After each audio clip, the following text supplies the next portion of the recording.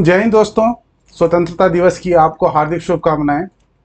तो आज जिन model answers की हम बात कर रहे हैं वो है SO LDC 2018 noting drafting paper के क्वेश्चन 3A 3B और 3C की। ठीक है, तो हम देखेंगे कि क्वेश्चन क्या 3A 3B 3C आए थे और क्या उसका मॉडल आंसर हो सकता है। मॉडल आंसर का मतलब कि क्या एक स्टैंडर्ड हम बना सकते हैं। स्टैंडर्ड मतलब एक स्ट्रक्चर बना सकते हैं जिसके बेसिस पे आप वहाँ पे इस आंसर को लिख सकें। तो सबसे पहले स्टार्ट करने से पहले हम क्वेश्चन देख लेते हैं कि क्वेश्चन 3A क्या आया था और 3A 3B और 3C इस सीक्वेंस में ही हम आगे बात करेंगे। तो क्वेश्चन 3A देख लेते हैं। पहली बात तो आपको ये ध्यान में रखना है कि क्वेश्चन जो 3 है वो 25 मार्क्स का आया था। 25 मार्क्स का मतलब कि 25 मार्क्स हर एक पार्ट के लिए थे। क्वेश्चन 3A 3B 3C में से आपको कोई दो करने थे। ठीक है, 25 मार्क्स का क्वेश्चन है, यानी टोटल आपका, क्योंकि दो पार्ट आपने अटेम्प्ट करने हैं इसके अंदर, ये 50 मार्क्स का क्वेश्चन आपका हो गया। और टाइम, अगर जैसे कि मैंने स्टार्टिंग के वीडियोस में आपको बताया था कि टाइम लिमिट आपको एक मार्क के लिए 0.9 मिनट होता है। तो उस हिसाब से आपको ऑलमोस्ट 22 मिनट के करीब एक क्वेश्चन को करने के लिए टाइम है। तो इस 22-23 मिनट में जो है आपको एक पार्ट अटेम्प्ट करना है और 3 पार्ट में से आपको कोई 2 पार्ट करने थे। लेकिन मैं यहाँ पे आपको तीनों ही पार्ट के आंसर बताऊंगा ताकि आपको एक तरह से आइडिया लगे कि किस तरीके से उन क्वेश्चंस को बनाया जा सकता था, उनको किस तरीके से उसका आंसर क्रिएट किया जा सकता था। तो बात कर लेते हैं क्वेश्चन 3A की। तो 3A क्वेश्चन क्या था उसको एक बार हम पढ़ लेते हैं, समझ लेते हैं, और उसके बाद हम बात करते हैं किस तरीके से उसका क्या आंसर हो सकता था। तो क्वेश्चन 3A कहता है कि as a number of health and safety related issues are involve with toys, India has made it mandatory in January 2021 to get quality certification mark of ISI from Bureau of Indian Standard BIS for sale of toys in the country। तो यहाँ पे बताया है कि health और safety measures को देखते हुए इंडिया ने क्या डिसाइड किया है कि जनवरी 2021 में ये मैंडेटरी कर दिया कि एक certification, quality certification ISI mark का bureau of Indian standard BIS से सेल ऑफ टॉय के लिए लेना पड़ेगा इस कंट्री में, जो भी कोई सेल होता है टॉयज का। There is a ban on the sale of toys in country without ISI mark, और विदाउट ISI मार्क जो है यहाँ पे बैन कर दिया गया इंडिया के अंदर। Hall marking of gold jewellery articles has also been made mandatory in phases from June 16 2021 onwards in the interest of consumer. तो ये भी इन्होंने बताया कि आपको क्वेश्चन में इंफॉर्मेशन यानी दी गई है कि गोल्ड ज्वेलरी की हॉल मार्किंग जो है उसको भी फेज मैनर में इसको मैंडेटरी कर दिया गया 16 जून 2021 से। The Department of Consumer Affairs has recently commissioned 2 country-wide surveys at the toy outlets and jewelry premises। तो डिपार्टमेंट ऑफ कंज्यूमर अफेयर्स ने क्या किया कि अपने 2 कंट्री वाइड सर्वे किए, यानी ऑल ओवर इंडिया 2 सर्वे किए जितने भी टॉयज के आउटलेट्स हैं या ज्वेलरी के प्रीमिसेस हैं, ज्वेलरी की शॉप्स हैं वहाँ पे, to assess the impact of both mandatory orders on trade and industry and to find out instances of violation of the order।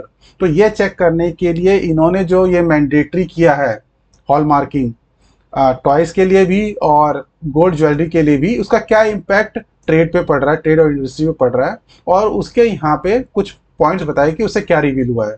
The surveys inter alia have revealed that substandard toys made in China without BIS quality mark are being sold extensively and at some places fake BIS licenses have been issued।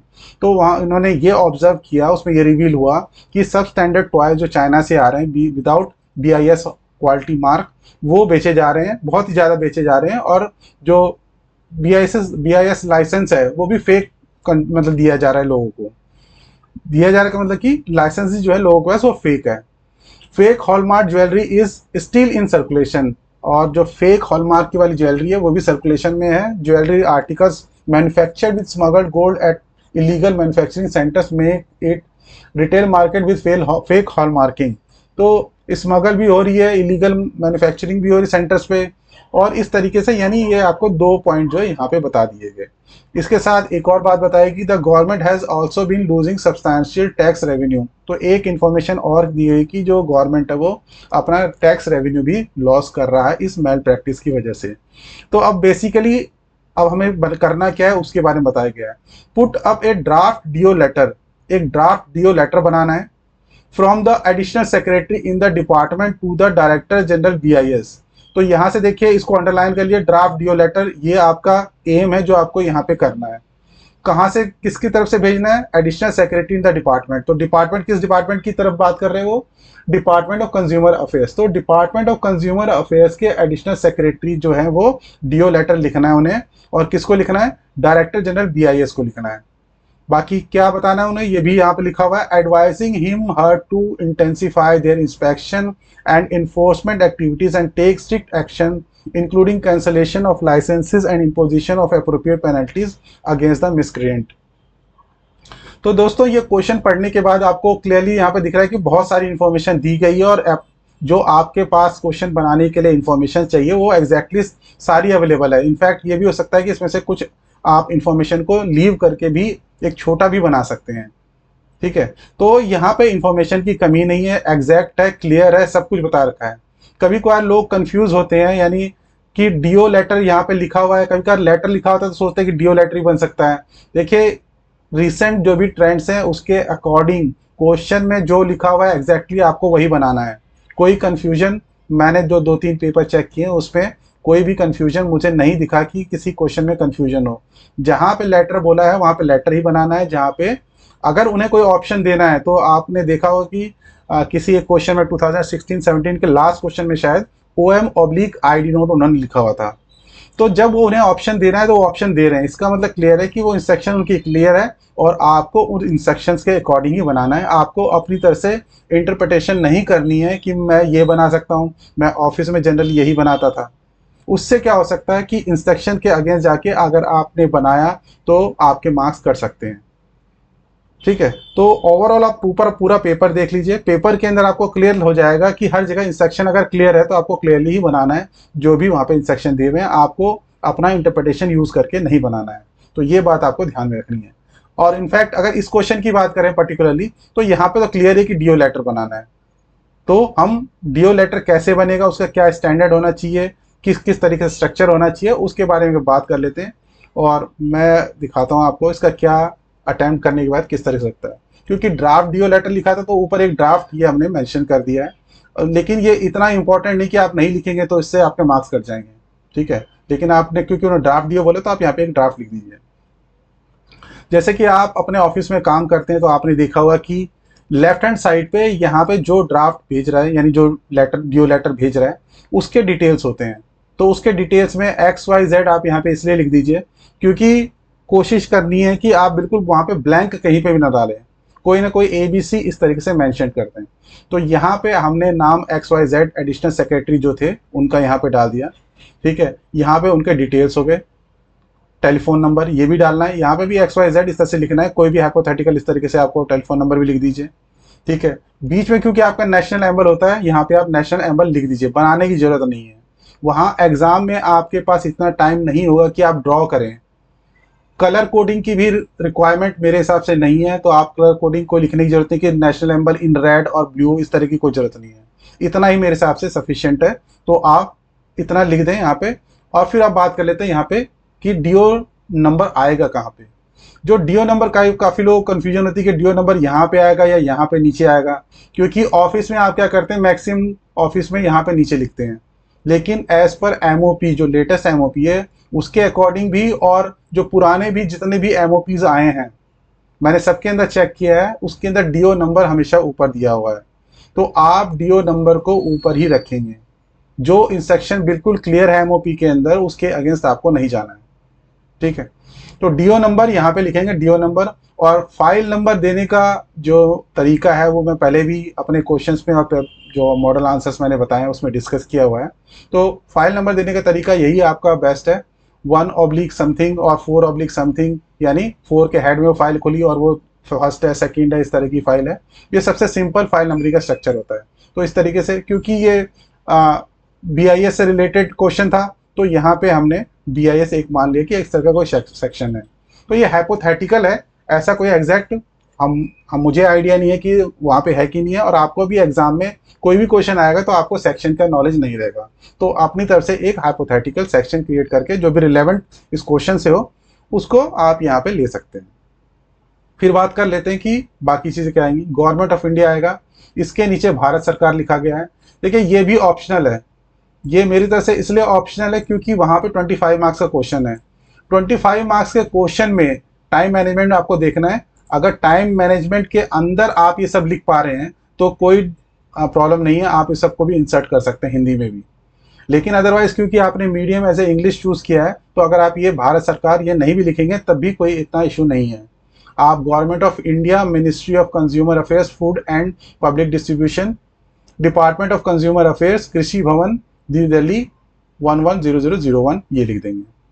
भवन आपको पता है तो लिखना ज़रूरी है, अगर आपको नहीं पता है तो फिर आप डैश या XYZ भवन करके भी लिख सकते हैं। तो ये कन्फ्यूजन नहीं होनी चाहिए। गवर्नमेंट ऑफ इंडिया ये आएगा ही आएगा, मिनिस्ट्री का नाम भी ये भी आएगा, और यहाँ पे डिपार्टमेंट का नाम भी यहाँ पे आएगा ही आएगा। अगर आपको मिनिस्ट्री का नाम नहीं पता और क्वेश्चन में भी नहीं बताया गया है तो आप जितना पता है तो उतना लिख दीजिए, नहीं पता बिल्कुल ही नहीं पता तो स्किप कर दीजिए। वो क्योंकि जब कोई चीज़ नहीं पता होगी तो उसको गलत लिखने की बजाय आप उसको ओमिट कर दो, ज़्यादा बेटर रहेगा।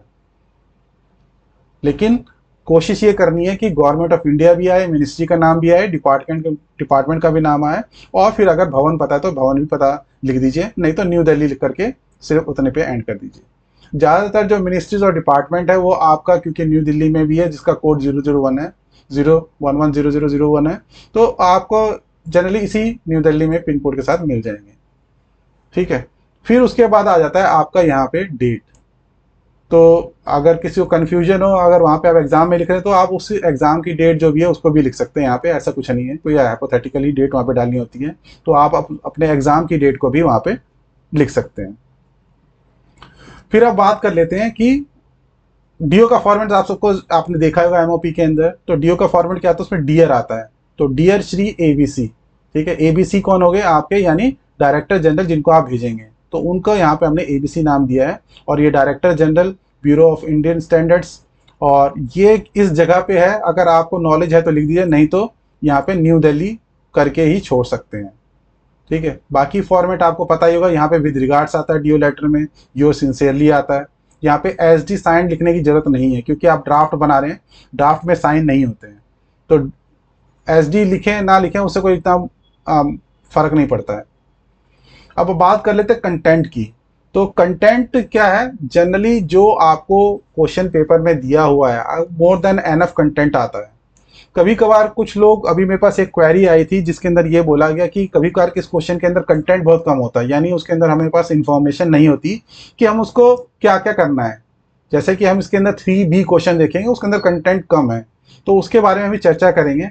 देखिए आपके पास 3 क्वेश्चन जो 3 है उसके अंदर 3 में से 2 ऑप्शन को आपको करना है। मैक्सिमम टाइम आपको कंटेंट जरूरत से ज़्यादा ही मिलेगा क्वेश्चन पेपर के अंदर, तो आपको परेशान नहीं होना है। जो क्वेश्चन पेपर के अंदर क्वेश्चंस दिए गए हैं मैक्सिमम आपको उससे आपका हो जाएगा। और एक हम ब्रीफली बात कर लेते हैं, कोई क्वेश्चन पेपर सेट होता है तो उसके अंदर ऐसा नहीं होता कि सारे क्वेश्चन पेपर ही इजी होंगे या सारे जो क्वेश्चन है वही डिफिकल्ट होंगे। एक क्वेश्चन जब सेट होता है तो उसके अंदर ये माने चलो 20-30% जो होता है वो डिफिकल्ट पार्ट होता है, 20-30%, और उन क्वेश्चंस पे आपको कम फोकस करना होता है।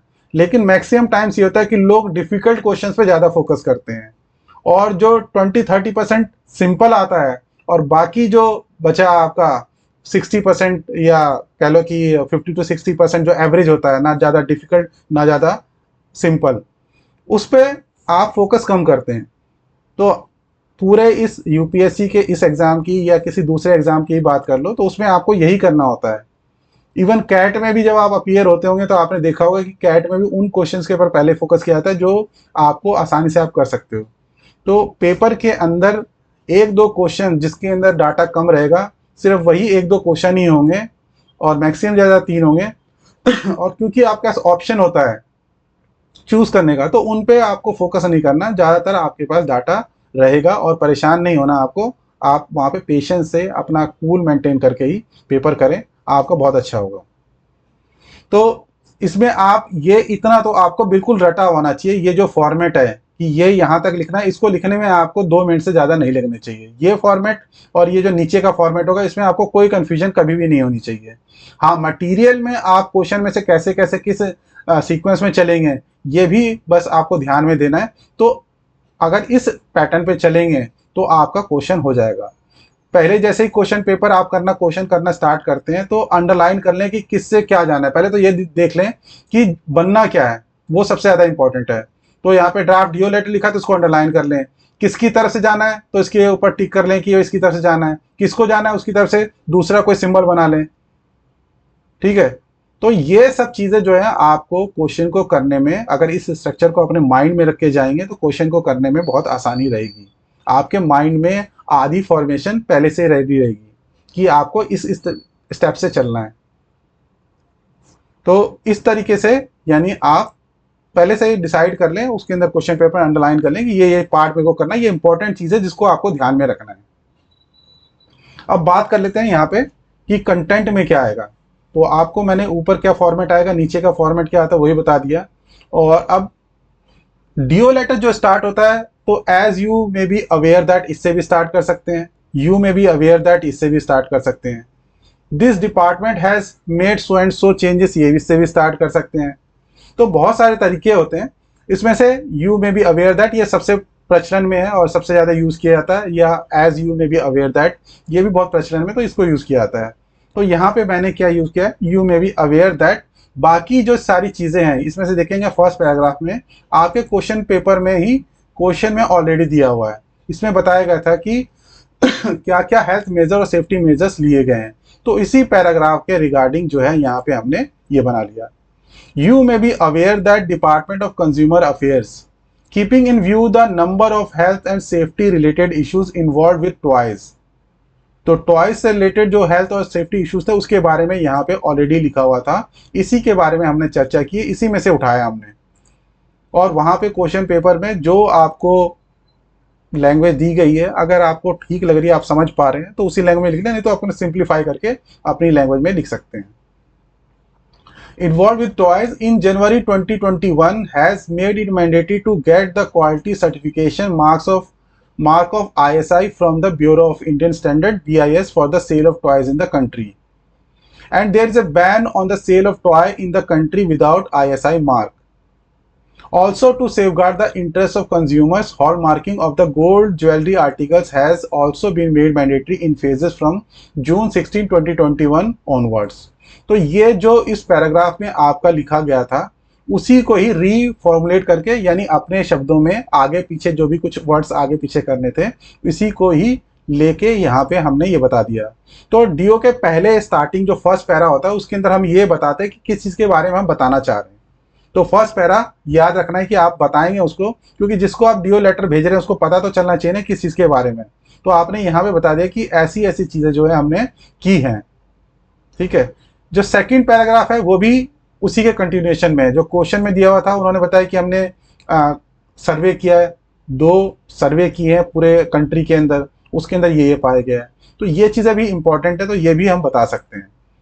तो यहाँ पे वही किया कि further to assess the impact of both the mandatory orders on trade and industry and to find out instances of violation of orders, if any. Department of Consumer Affairs has recently commissioned 2 country-wide surveys at the toy outlets and jewelers premises. The survey inter alia have revealed that. तो उसने क्या सर्वे में मिला है ये चीज़ जो है as it is, इसको भी हमने यहाँ पे लिख दिया है, इसमें कोई चेंज नहीं है। ठीक है, तो ये इन्फॉर्मेशन ऑलरेडी आपके पास थी, ये इसको अंदर कुछ नहीं करना, आपको वहाँ से कॉपी करना है और पेस्ट करना है यहाँ पे, और या इसको आप थोड़ा बहुत अपनी लैंग्वेज में चेंज कर सकते हैं, ऑफिशियल लैंग्वेज जैसे होती है उसमें चेंज कर सकते हैं। एक जो इंपॉर्टेंट पॉइंट और बताया गया था इस क्वेश्चन के अंदर, ये बताया था कि इससे सब्सटैंशियल लॉस हो रहा है, और ये इंपॉर्टेंट इन्फॉर्मेशन है, तो ये भी हमने बता दिया यहाँ पे। It has also been notice that government of India is losing substantial tax revenue as a result of this malpractices. ठीक है, तो ये सारा जो आपका इन्फॉर्मेशन है क्वेश्चन में दिया हुआ है, आपने इसमें कुछ भी नहीं नया किया। और लास्ट में आपने लिख दिया I shall be therefore be grateful. ये आपका जो है एक पेट लैंग्वेज होता है जिसको आप यूज करते हैं। I shall therefore be grateful if you would. तो यहां तक जो होता है आपका एक ये याद करके जाएं कि इस तरीके से लिखना है, बाकी ऐड कर दें क्या हम उसको बोलना चाह रहे हैं। तो कह रहे हैं कि मैं ग्रेटफुल हूँगा अगर आप बाकी ये सारी चीज़ें, इंटेंसिफाई द इंस्पेक्शन, ये सारी चीज़ें क्वेश्चन में बताया गया क्या क्या करना है। Intensify their inspection and enforcement activities, तो यही सब चीज़ हमने लिखा है और कुछ यहाँ पे नहीं डाला इसके अलावा। तो एक तरीके से देखा जाएगा तो ये जो हमने आंसर बनाया है इसमें क्या किया है, हमारा इनपुट क्या है, ये आपका स्टैंडर्ड एमओपी का फॉर्मेट है, ये आपको वहाँ से मिल गया, आपने याद कर लिया। नीचे का फॉर्मेट है, ये भी आपने याद कर लिया, और ये आपको क्वेश्चन में प्रोवाइड ही किया हुआ है। तो इसमें सिर्फ आपको इतना लगाना है कि लैंग्वेज को थोड़ा अपने तरफ से मॉडिफाई करके थोड़ा सही लैंग्वेज, जो ऑफिशियल लैंग्वेज जैसे हम ऑफिस में लिखते हैं उस तरह की लैंग्वेज में कन्वर्ट करना है। बाकी और आपने इसमें कुछ भी नया नहीं किया। तो अगर ये आप याद करके जा रहे हैं, नीचे वाला भी फॉर्मेट आप याद करके जा रहे हैं, और लास्ट में क्या लिखते हैं ये भी याद करके जा रहे हैं, फर्स्ट पैराग्राफ किसके बारे में होता है, इंट्रोडक्शन के बारे में होता है, वो भी याद करके जा रहे हैं, तो आपको एक स्ट्रक्चर पता चल गया और वहाँ पर जाके आपको लिखने में प्रॉब्लम नहीं होगी। तो वहाँ एग्जाम में जब आप लिखेंगे तो आप क्या करेंगे, सबसे पहले फटाफट ये लिख देंगे किससे आए, किससे किससे जाना है, किसको जाना है, ये आई वहाँ पर फटाफट देखेंगे। फाइल का नंबर बिल्कुल सिंपल रखना है। इस तरीके से आप बना के आएंगे तो देखेंगे कि आपको एक तो देखने में ही बहुत अच्छा लग रहा है, स्ट्रक्चर्ड वे में है, और दूसरा क्या है, आपने कंटेंट सारा कुछ डाला है। तो ये अगर इस तरीके से आप पूरा लिख के आएंगे तो 25 में से जहाँ तक मुझे लगता है आपको अबव 20 तो मिलना मिलना ही है। और वो कितना 25 के कितना नज़दीक होता है वो एग्जामिनर पे डिपेंड करता है किस तरह से वो इवेलुएट कर रहा है। ठीक है, तो इस तरीके से आप क्वेश्चन 3A को अटेम्प्ट कर सकते थे। बाकी थोड़ा बहुत माइनर चेंजेस, सबका लैंग्वेज अलग होता है तो आप अपनी लैंग्वेज के अकॉर्डिंग थोड़ा बहुत जो चेंज करना चाहें वो चेंज कर सकते हैं। ठीक है, तो अब हम बात कर लेते हैं कि क्वेश्चन 3B में किस तरीके से क्या बनना था और क्या उसके अंदर हो सकता था। तो क्वेश्चन 3B देखेंगे तो अब ये देखिए, ये क्वेश्चन ऐसा जिसके अंदर कंटेंट कम लिख रहा है। तो under the central motor vehicle rules 1989 the road safety wing of the ministry of road transport and highways, तो इसको अंडरलाइन कर लो, रोड सेफ्टी विंग इसको भी अंडरलाइन कर लो। इसलिए अंडरलाइन कर लो क्योंकि जब आप ड्राफ्ट बनाएंगे तो उसके अंदर ये इंपॉर्टेंट बात रहेगी। इसके अंदर आप जब मिनिस्ट्री या डिपार्टमेंट लिखोगे तो ऊपर ये आएगा। तो आपको क्वेश्चन देख के ही ना जो मेन मेन पॉइंट्स हैं उसको अंडरलाइन कर लेंगे तो आपको आंसर बनाने में प्रॉब्लम नहीं होगी। रिलेटिंग टू, तो रिलेटिंग का मतलब क्या होता है, सब्जेक्ट। देखिए डीओ में तो सब्जेक्ट आता नहीं है, लेकिन यहाँ पे सब्जेक्ट जरूरत होगी क्योंकि यहाँ पे लेटर लिखा हुआ है कि लेटर बनाना है। तो लेटर को अंडरलाइन कर लो कि लेटर बनाना है आपको, किसको जाना है ये भी दिया वहाँ पे। ठीक है, तो ये सब बातें जो है इंपॉर्टेंट है और इनको आप अंडरलाइन कर लेंगे तो बार बार आपके माइंड में ये रहेगा कि ये चीज़ें मुझे यूज़ करनी है और इसी को यूज़ करके मुझे बनाना है। तो road safety wing of the ministry of road transport and highway has notified rules, उन्होंने रूल्स नोटिफाई किए हैं किसके regarding, relating to the accreditation of driving training centres in the country. जो ड्राइविंग ट्रेनिंग सेंटर्स हैं, जो driving सिखाते हैं, ऐसे ट्रेनिंग सेंटर जो है उनकी मान्यता को किस तरीके से करना है, किस तरीके से मान्यता देनी है उनको, उसके रिगार्डिंग रूल्स जो है वो मिनिस्ट्री ने नोटिफाई किया है। The required guidelines have also been formulated for guidance of all stake holders, और उसके रिगार्डिंग क्या क्या गाइडलाइंस होनी चाहिए, एक रूल बनाया है और उसके बाद एक गाइडलाइंस भी जारी की है कि ये गाइडलाइंस सब स्टेक होल्डर्स को फॉलो करना है। तो ये इतनी ही इंफॉर्मेशन क्वेश्चन में बेसिकली आपका है, ज़्यादा इंफॉर्मेशन नहीं है। Draft a letter address to the principal secretary, secretary transport, transport commissioner of all state UTs, तो इन सबको एड्रेस करना है लेटर आपको। Requesting them to publicise the guidelines among the stakeholders in state UT for necessary action. तो stakeholders में आपके ये जो ड्राइविंग ट्रेनिंग सेंटर्स हैं ये इनके बीच में इन गाइडलाइंस को क्या करना है, पब्लिसाइज करना है, इसके बारे में लेटर लिखना है। देखिए यहाँ पे ये नहीं लिखा हुआ कि लेटर लिखना किसकी तरफ से है। तो जब लेटर लिखना किसकी तरफ से ये आपको नहीं होगा तो जब भी आप बनाएंगे कोई ड्राफ्ट तो ड्राफ्ट मिनिमम जो है अंडर सेक्रेटरी लेवल से बनाएंगे, क्योंकि अंडर सेक्रेटरी से नीचे जो है वो अलाउड नहीं होता। जनरली जो है अंडर सेक्रेटरी ही सबसे जो डिसीजन मेकिंग मिनिमम जो लेवल है वो अंडर सेक्रेटरी का होता है। तो अंडर सेक्रेटरी की तरफ से ही आपको ड्राफ्ट को प्रिपेयर करना है। अगर हाँ ये लिखा होगा कि ड्राफ्ट किसकी तरफ से प्रिपेयर करना है फिर आप उसकी तरफ से ही प्रिपेयर करेंगे, लेकिन अगर नहीं लिखा हुआ तो आप क्या करेंगे, अंडर सेक्रेटरी की तरफ से बनाएंगे। तो ये आपने क्वेश्चन पढ़ लिया। अब क्वेश्चन का देखते हैं कैसा एक हम स्टैंडर्ड या मॉडल टेम्पलेट बना सकते हैं, उसके बारे में बात कर लेते हैं। लेटर आप सबको पता ही है, लेटर में क्या क्या कंपोनेंट्स होते हैं जिसको हम फॉलो करना होता है। तो हम देख लेते हैं यहाँ पे। देखिए ये आपका लेटर का फॉर्मेट यहाँ पे हमें बनाया है। तो लेटर में मेन क्या फॉर्मेट होता है पहले उसकी बात कर लेते हैं। तो लेटर में ऊपर ऊपर आपका ये गवर्नमेंट ऑफ इंडिया आ गया, ministry of transport and highways आ गया, और उसके बाद यहाँ पे किस भवन में वो आ गया, टू किसको जा रहा है वो आ जाएगा, सब्जेक्ट आ जाएगा सर मैडम आ जाएगा। लेटर के अंदर आपका सर मैडम आता है। और नीचे जो है आपका योर्स फेथफुली, यहाँ पे इनक्लोजर आ जाएगा, योर्स फेथफुली ABC जो भी अंडर सेक्रेटरी हो गया उसका नंबर, टेलीफोन नंबर आ गया, ईमेल आ गया, और यहाँ पे कॉपी फॉर इंफॉर्मेशन अगर रिक्वायर्ड है तो वो भी यहाँ पे लिख देते हैं। तो ये आपका फॉर्मेट हो गया। उसके बारे में हम बात कर लेते हैं यहाँ पे कि किस तरीके से इसका ड्राफ्ट बनाया जा सकता था। तो फाइल नंबर जैसे कि मैंने हर बारी इंस्ट्रक्शन में बताया है कि आपको ये सिंपल ही रखना है। सिंपल इन द सेंस कि आप कोई 1/2, 5/7 इस तरीके से कोई ले लें। और ये RS जो है ये रोड सेफ्टी का RS शॉर्ट फॉर्म मैंने बना दिया है। इस तरीके से आपके माइंड में रहे कि हम किस तरीके से शॉर्ट फॉर्म बना रहे हैं, इसलिए मैं इसको भी एक्सप्लेन कर रहा हूँ। तो आ जाएगा आपका गवर्नमेंट ऑफ इंडिया। सबसे पहले भारत सरकार सड़क परिवहन, ये हिंदी में लिखना है नहीं लिखना मैंने बता दिया कि ये ऑप्शनल है, depending upon how much you are managing your time limits. तो टाइम लिमिट्स को अगर आप मैनेज कर पा रहे हैं तो आप एडिशनल जितना भी लिखना चाहें लिख दीजिए जो रिलेवेंट हो। लेकिन अगर आप नहीं मैनेज कर पा रहे हैं तो फिर ये क्या है, फिर इसको आप स्किप कर देंगे तो भी कोई इशू नहीं आएगा। ठीक है, तो आपने ये लिख दिया, गवर्नमेंट ऑफ इंडिया लिख दिया, मिनिस्ट्री का नाम लिख दिया, यहाँ पे रोड ट्रांसपोर्ट एंड हाईवे, ये क्वेश्चन में ही दिया हुआ था। ठीक है, और यहाँ पे आपने लिख दिया रोड सेफ्टी विंग, ये विंग के बारे में भी आपके क्वेश्चन में दिया हुआ था। तो ये सारी डिटेल्स आपकी थी ही, क्योंकि जो ministry of road transport highway है वो ट्रांसपोर्ट भवन में है, तो यहाँ पे ट्रांसपोर्ट भवन लिख दिया न्यू दिल्ली। न्यू दिल्ली में एग्जैक्ट यहाँ पे अगर नहीं पता आपको छोड़ दीजिए, अगर पता है तो, क्योंकि कभी कभार हो सकता है कि आपकी मिनिस्ट्री का ही कोई क्वेश्चन रिलेटेड आ जाए, तो तब तो आपको पता ही होगा, तो उसको छोड़ने का मतलब नहीं बनता वहाँ पे। तो आपका वहाँ पे आप उसका जो पिन कोड है उसको डाल ही दीजिए। फिर डेट आ जाएगी आपकी, और टू किसको जाना है। अब ये इंपॉर्टेंट बात है कि कंफ्यूजन हो सकती है, क्योंकि यहाँ पे इन्होंने क्या बोला कि प्रिंसिपल सेक्रेटरीज को भेजो, सेक्रेटरी ट्रांसपोर्ट को भेजो, कमिश्नर को भेजो, इन सबको भेजो, ये लिखा हुआ है।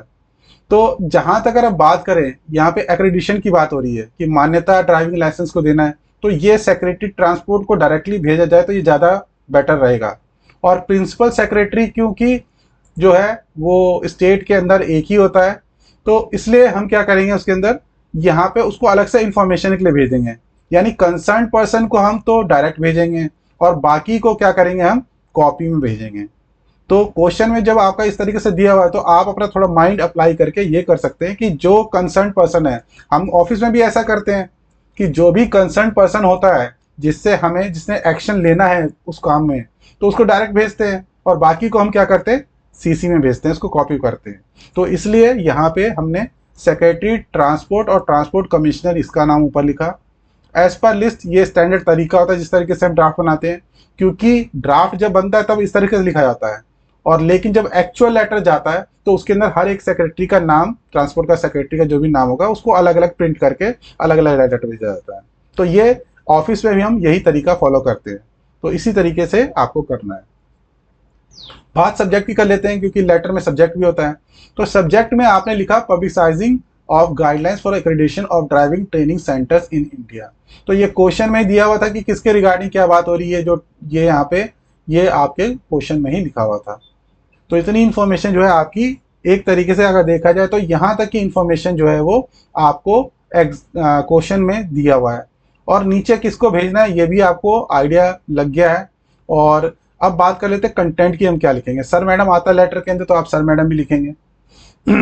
अब बात कर लेते हैं, जो लेटर होता है जनरली इसको start I am directed to करते हैं, I am directed to inform that, ये आपका एक स्टैंडर्ड रखते हैं।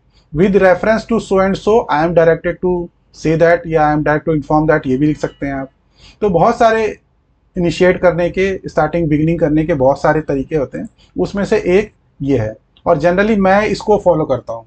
तो मैं तो सजेस्ट यही करूँगा कि आप I am directed to start करें, और ये ज़्यादा फॉर्मल भी लगता है।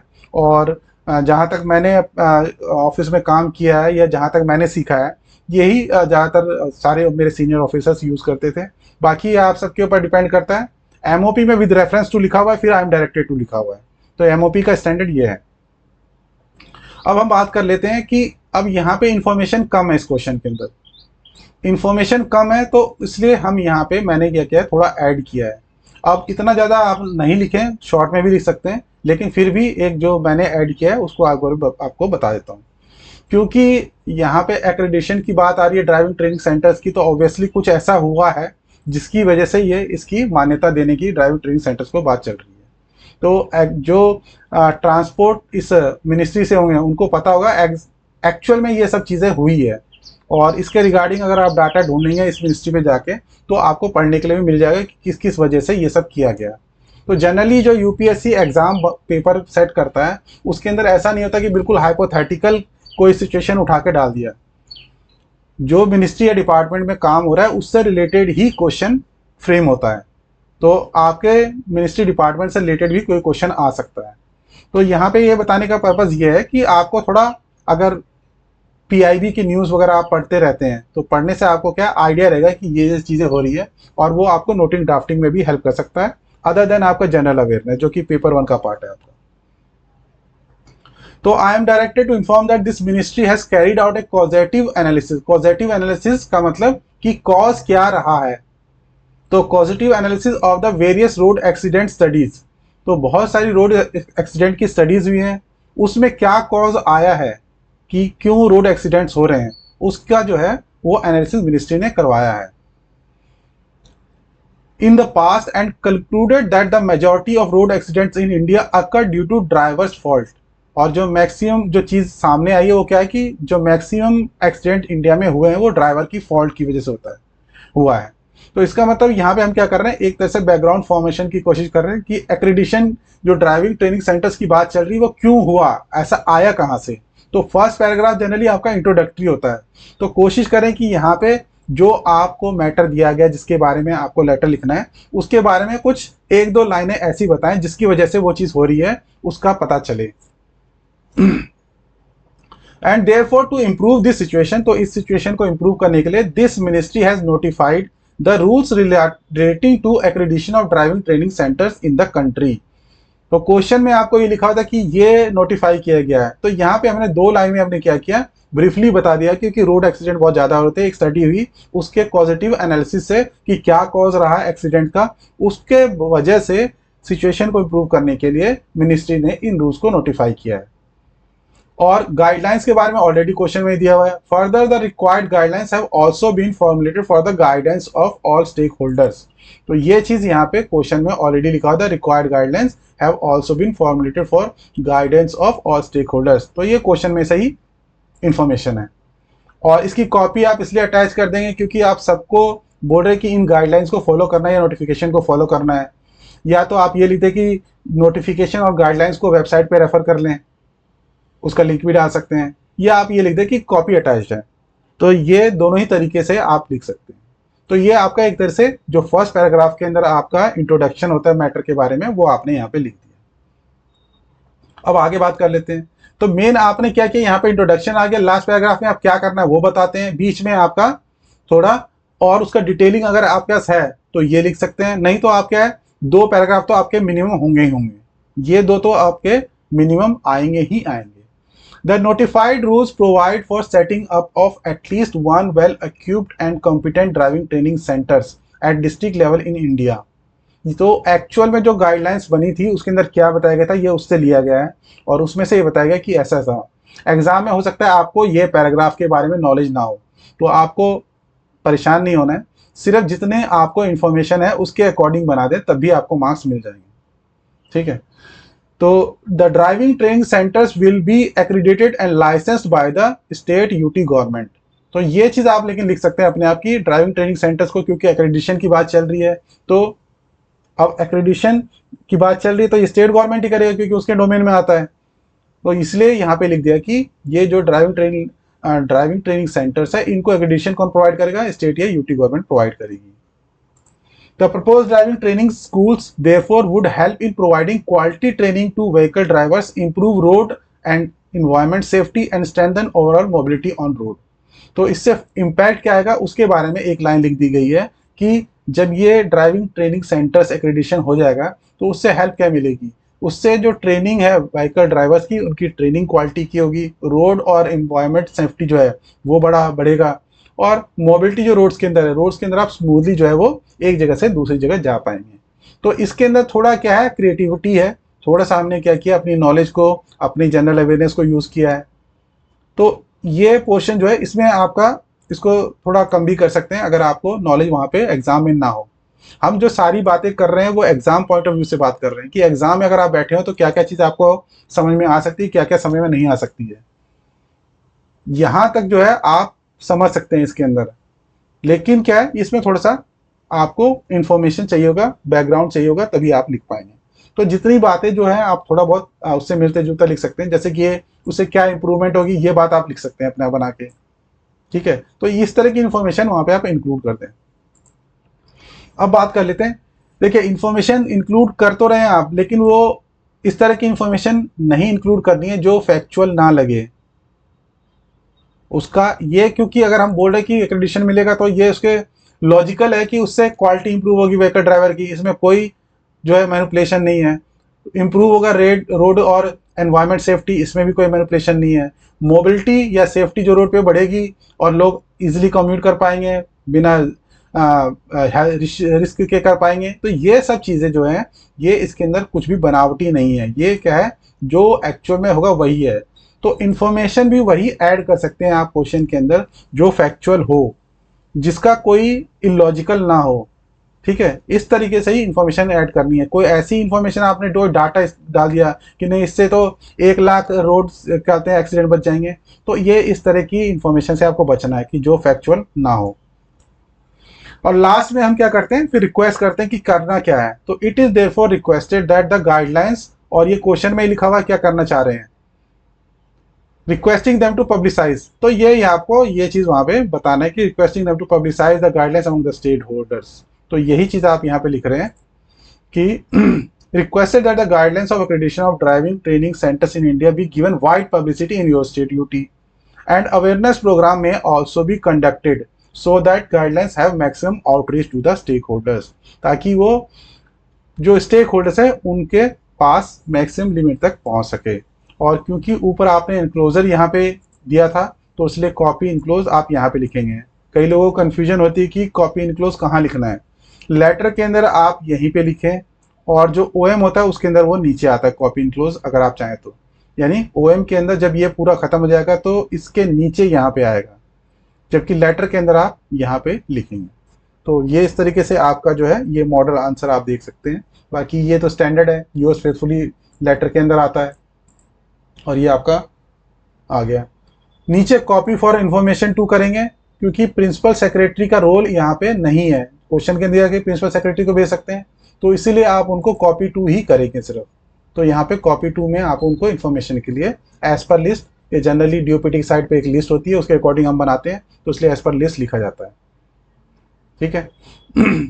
अब हम बात करेंगे क्वेश्चन 3C की, कि 3C को हम कैसे बना सकते हैं। तो 3C को बताने से पहले हम एक बार देख लेते हैं कि क्वेश्चन क्या आया था, फिर उसके अकॉर्डिंग क्या क्या इन्फॉर्मेशन है और क्या क्या चीज़ हमें करनी है। तो क्वेश्चन है, request have been received from a large number of pensioners, family pensioners and their associations.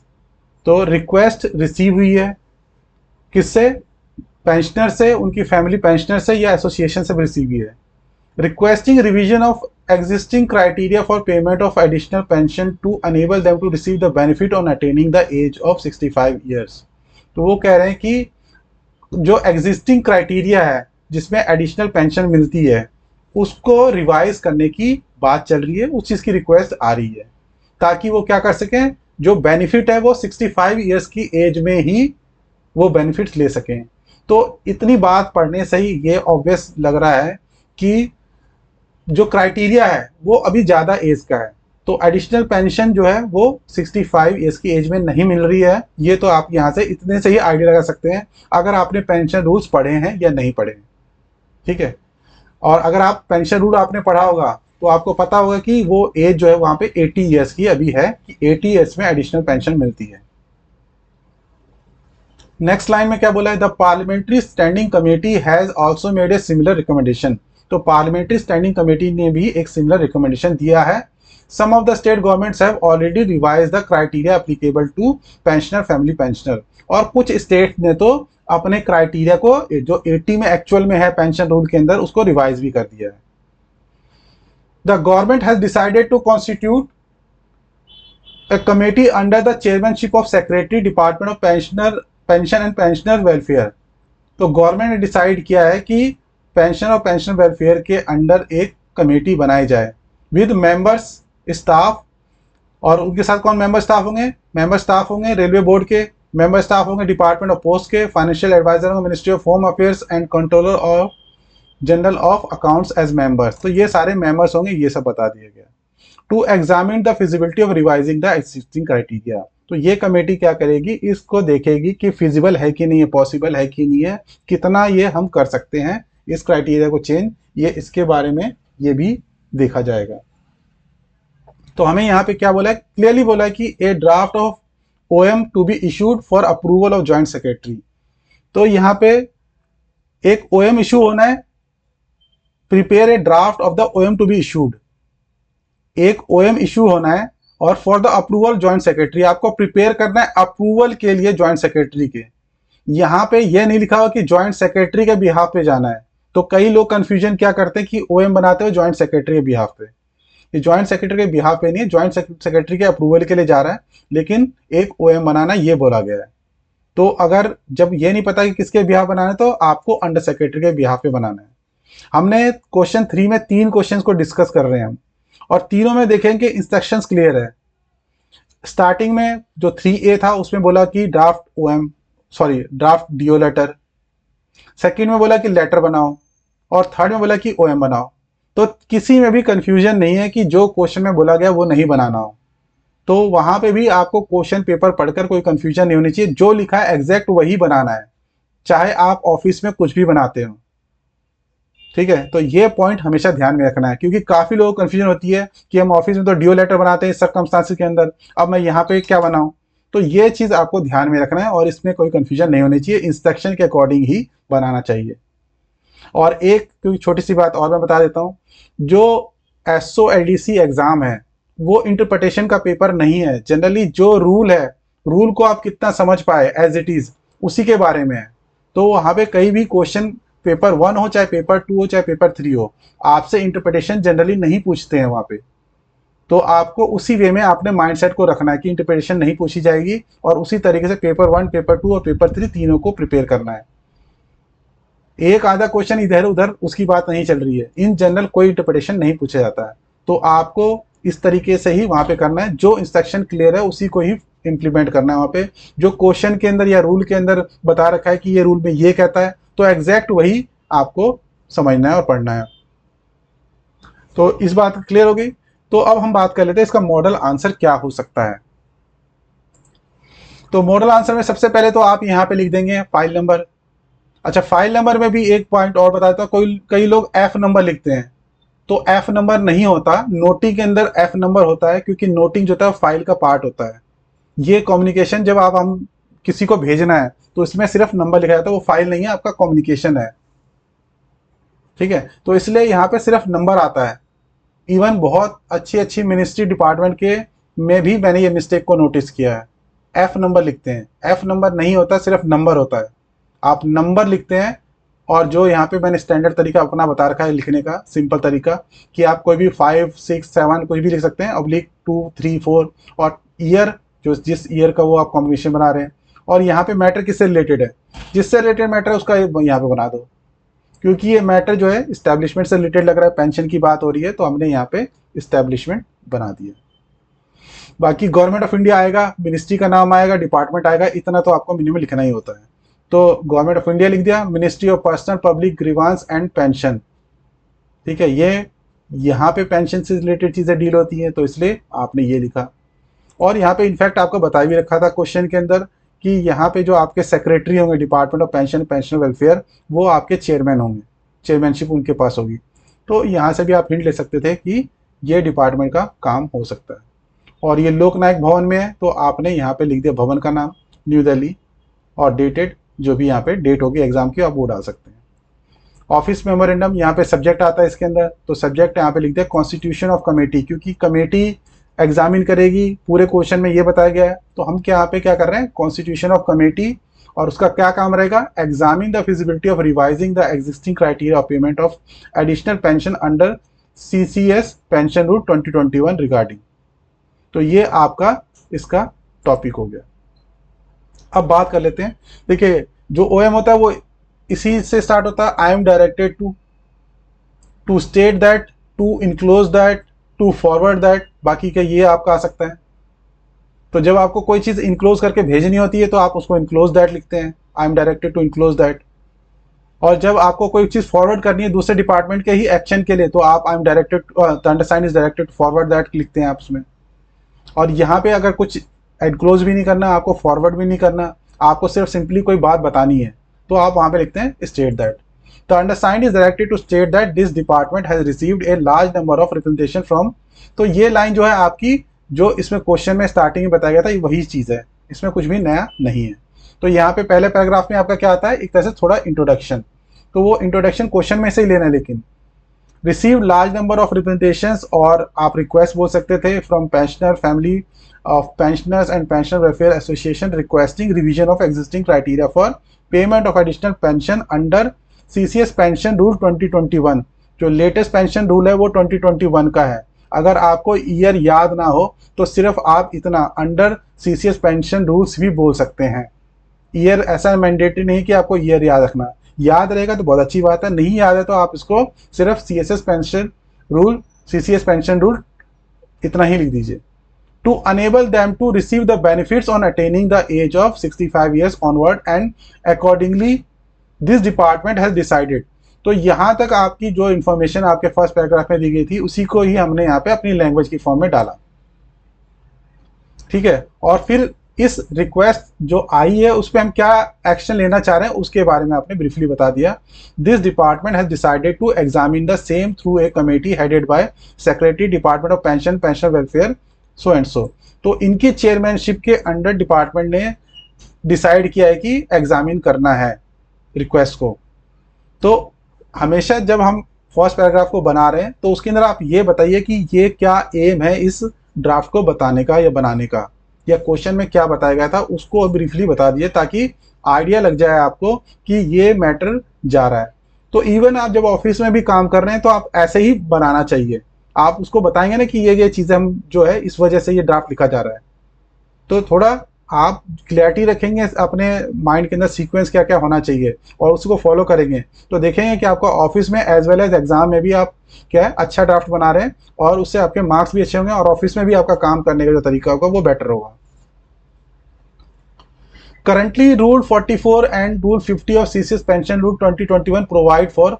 अब देखिए ये किसी को लगेगा कि बहुत टेक्निकल हो गया, तो इतना टेक्निकल आपको लग रहा है, अगर याद है क्योंकि आप सब क्या एग्जाम की तैयारी कर रहे हैं और आप इनफैक्ट पढ़ के भी जाएंगे रूल्स वगैरह, पेंशन रूल भी पढ़ के जाएंगे, बहुत इंपॉर्टेंट टॉपिक है ये एग्जाम का।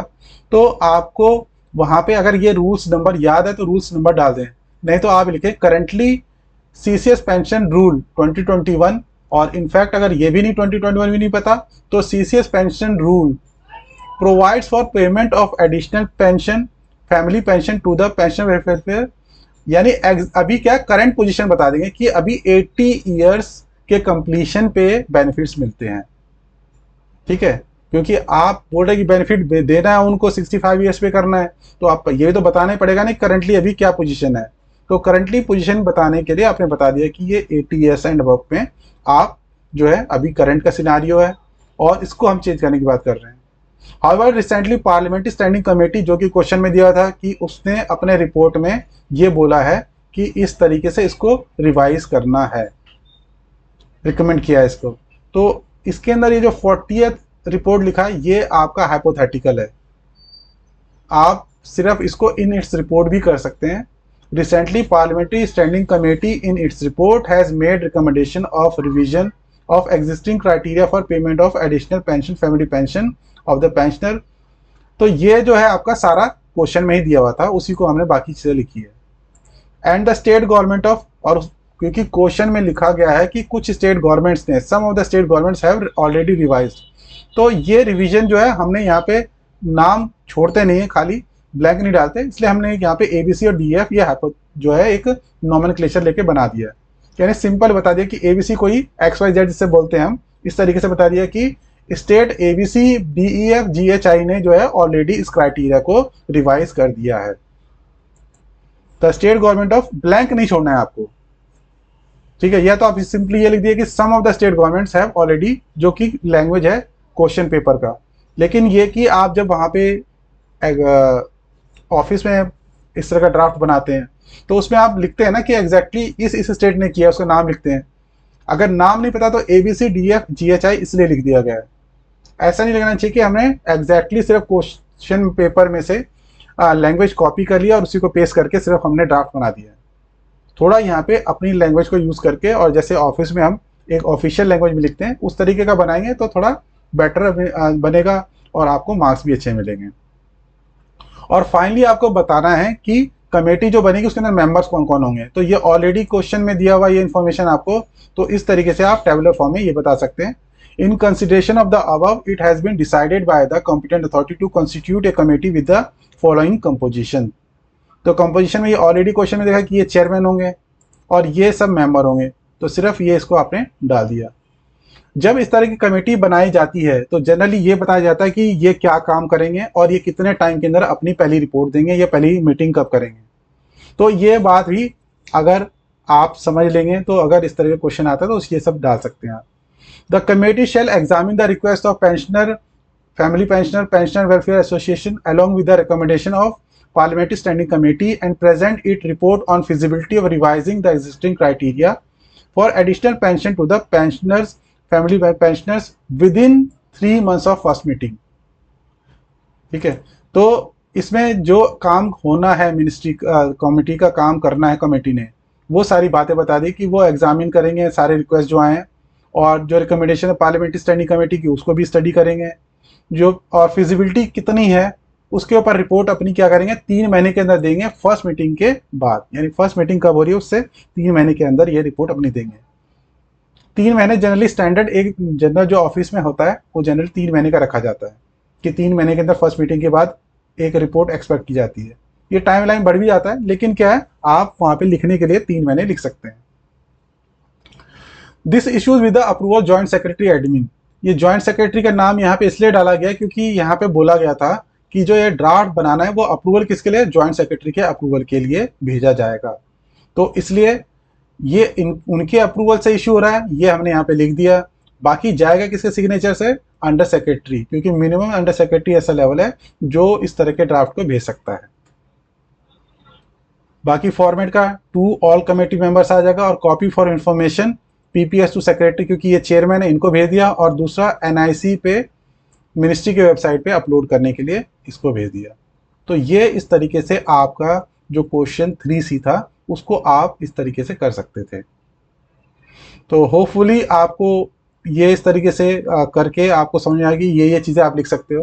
देखिए मैंने यहाँ पे जो चीज़ें बताई है वो आपको यहाँ पे बहुत सारी चीज़ें जो है आप एडिशनल यहाँ पे डाली गई हैं। एडिशनल इसलिए डाली गई क्योंकि जब हमारे पास टाइम होता है मॉडल बनाते हैं तो मॉडल के अंदर इस तरीके से बनाया जाता है कि सारी चीज़ें कवर हो जाए। लेकिन वहाँ पे एग्ज़ाम में अगर आपके पास इंफॉर्मेशन कम होगी या आप इससे कम लिखेंगे तो ऐसा नहीं है कि आपको मार्क्स नहीं मिलेंगे, आपको मार्क्स मिलेंगे। आप मेन चीज़ें जो है वो देख लेना। मेन चीज़ें इस क्वेश्चन में क्या था, मेन चीज़ें थी कि रिक्वेस्ट आई, ठीक है, पार्लियामेंट्री स्टैंडिंग कमेटी ने अपनी एक रिकमेंडेशन दी है, ये मेन चीज़ थी। स्टेट्स ने जो है कुछ स्टेट से इम्प्लीमेंट कर दिया, ये मेन चीज़ है। कंपोजिशन जो है वो इस तरह की होनी चाहिए, ये मेन चीज़ है। वो एग्जामिन करेंगे और अपना बताएंगे फिजिबिलिटी है कि नहीं, ये मेन चीज़ है। तो ये मेन पॉइंट्स आप इंक्लूड कर देंगे और तो भी आपके मिल जाएंगे। बाकी अगर आप जैसे यहाँ पे करंट क्या है ये नहीं लिख पा रहे हैं, वहाँ पे नहीं लिखेंगे तो भी इतना फर्क नहीं पड़ेगा, ठीक है। तो इसलिए आपको कोई भी क्वेश्चन अटैम्प्ट करना है तो आपको अपनी स्पीड पे भी ध्यान देना है कि आप कितनी स्पीड में लिख पा रहे हैं। अगर स्पीड ज़्यादा नहीं है तो आप मेन चीज़ें ही लिखें।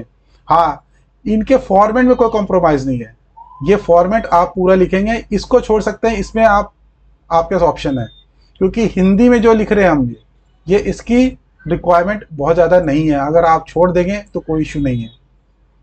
तो जो ऑप्शनल है वो भी बता दिया आपको, और क्या क्या चीज़ें इंपॉर्टेंट है वो लिखने में। फॉर्मेट में कोई आपको चेंज नहीं करना है, format under secretary minimum level है तो वही जाएगा, इस तरह से टेलीफोन लिखना तो यही जाएगा, इधर डैश डालने की जरूरत नहीं है आपको। आप पूरा इस तरीके से जो है फॉर्मेट बनाएंगे। अगर ये डिट्टो और एग्जैक्ट ऐसे बना के आएंगे तो 25 में से 24 23 तो आपको आराम से मिलेंगे।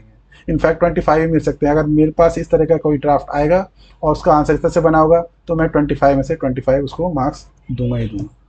तो इस तरीके से आप देख सकते थे, मैंने आपके लिए क्वेश्चन 3 का जो है मॉडल आंसर आपको 3A 3B 3C का तीनों का दे दिया है, और इससे आपको मेरे हिसाब से आइडिया लगना चाहिए कि किस तरह से आप एग्जाम में कर सकते हैं। नेक्स्ट वीडियो में आपके लिए मैं क्वेश्चन 4 के जो सारे पार्ट्स हैं उसका मॉडल आंसर लेके आऊँगा, और उसको भी आप देखेंगे तो आपको एक तरह से क्वेश्चन पेपर जो 2018 का नोटिंग ड्राफ्टिंग का आया था पूरा आपको मिल जाएगा उसका सॉल्यूशन, और उसके अकॉर्डिंग ही आप बाकी 2-3 पेपर तो ज़रूर प्रैक्टिस करें। मतलब एटलीस्ट इसके अलावा 2 पेपर जो 2016-17 का है और 2015 का उसको तो प्रैक्टिस करके ही जाएं, और लेटेस्ट पेपर के हिसाब से प्रैक्टिस करें 2018 का, फिर 16-17 का, फिर 15 का। क्योंकि कई बार क्या होता है आप पुराना पेपर उठा लेंगे तो उसके अंदर ट्रेंड अलग होता है, क्वेश्चन पेपर अलग, क्वेश्चंस अलग आए होते हैं, तो आपको लेटेस्ट ट्रेंड नहीं पता चलेगा कि क्या क्या पूछा जा रहा है, कैसे कैसे पूछा जा रहा है। तो आपको लेटेस्ट ही पेपर से प्रैक्टिस करना स्टार्ट करना है और going backward on the old papers. ठीक है, तो थैंक यू वेरी मच। आपसे मिलेंगे हम नेक्स्ट वीडियो में। जय हिंद, और एक बार फिर आपको स्वतंत्रता दिवस की बहुत बहुत शुभकामनाएं। धन्यवाद।